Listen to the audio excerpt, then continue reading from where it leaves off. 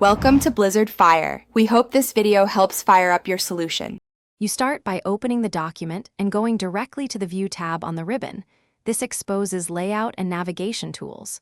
Once there, look for the navigation pane checkbox and check it, or press Ctrl+F as a shortcut.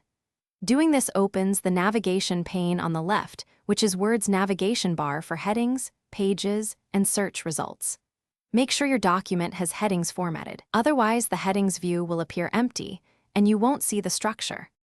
Once the navigation pane is open, use its three views to control navigation: headings, pages, and results.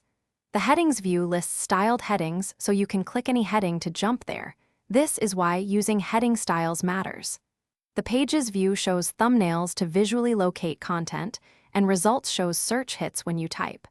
Make sure to toggle between them as needed. And if you need to reorder content, you can drag headings in the headings view to restructure the document. To finish, close the navigation pane by unchecking View Navigation pane or pressing ESC.